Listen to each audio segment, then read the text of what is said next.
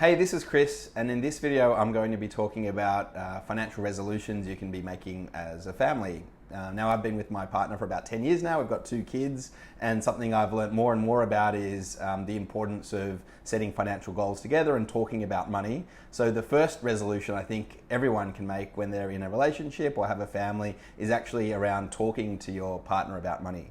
I know in a lot of cultures and in a lot of families it's a bit taboo to talk about money, or often one person in the family manages the money and the other person isn't too involved. But I've certainly seen in my family it's really helpful if everyone is aware of the financial circumstances of the family and involved in that decision making. And if it feels a little bit awkward, some things you can do is, not bring it up as a surprise to your partner. Set a real time to sit down and talk about it, and give them a bit of a heads up that it's something you want to talk about.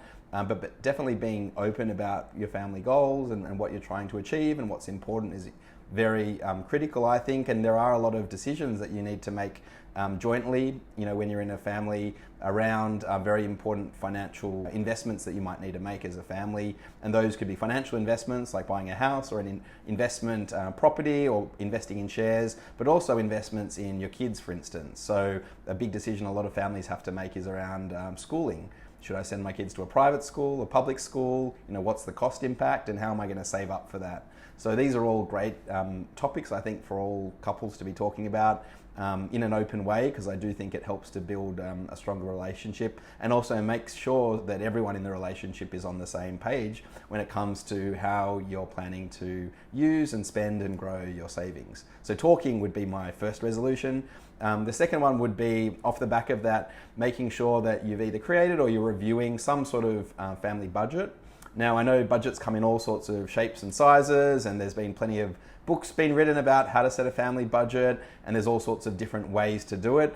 I don't have a strong view of what's the best way or the right way. Ultimately, it comes down to what's right for you. I know some people are very meticulous and like to have it in a very structured spreadsheet with every expense right down to the last cent.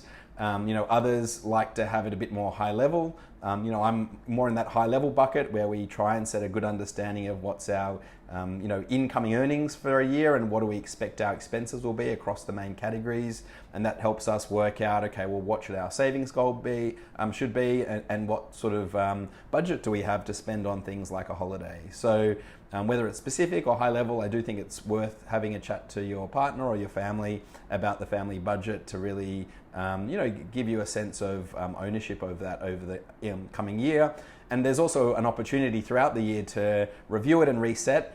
For instance, over the last year, a lot of families will have noticed energy costs or grocery costs have really increased. And so the budget you might have set at the start of the year may no longer be appropriate, and you may need to actually up that part of the budget and work out where is that going to come from. Are we going to be comfortable with less savings? Do we need to take a more conservative holiday this year? Or are we, is there other way we can earn more money to top up our savings? So, budgeting, I think, is number 2.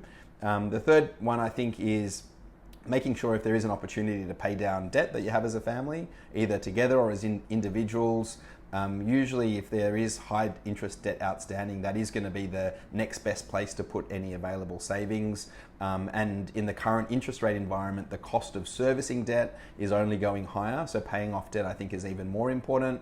And that's really stage 1. And stage 2 is actually then building up a bit of a savings buffer.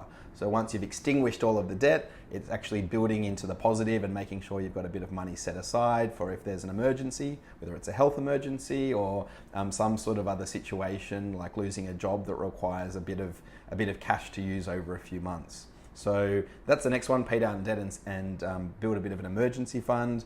The next one I think that families should decide and make a joint decision on is around life insurance.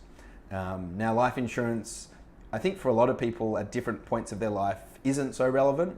If you're very young and you don't have a family or liabilities, maybe it's not relevant. Or if you're much older and you can essentially self-insure because you've already built up your assets, life insurance may not be appropriate. But there's definitely a middle stage of people's lives, usually where you have a young family, you might have financial obligations like a mortgage, and these are potentially reasons why life insurance may be valuable for you at that point in your life, to ensure that if something did happen for to you or your partner, then you'd be able to live more comfortably over the intervening period. So it's definitely a decision to make, and it's different for each person. You may want to speak to a financial advisor around it as well, but it is something you should at least consider.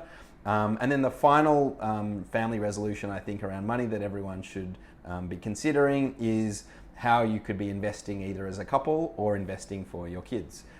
So what we do know is over the long run, investing is a great way to take advantage of compound growth, and compound growth is extremely powerful. So if you invest $2,000, for example, for your kid when they're born, and then top up $100 a month over their life, by the time they're 21, if that portfolio is growing at something like 9% a year, which is historically what the Australian share market has returned, you'll expect to earn something like a portfolio then worth about $86,000 at that point in time.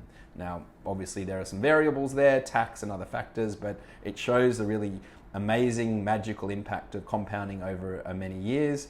And it may not have a big impact on what you notice you can spend or can't spend on over that time. So setting a bit of plan for investing for yourselves, or if you do have kids, for your kids, can be very valuable to do early on, and it can actually give you a lot more flexibility in the future to do things like go on nice family holidays, to help support them in buying their first home, or potentially investing in their education.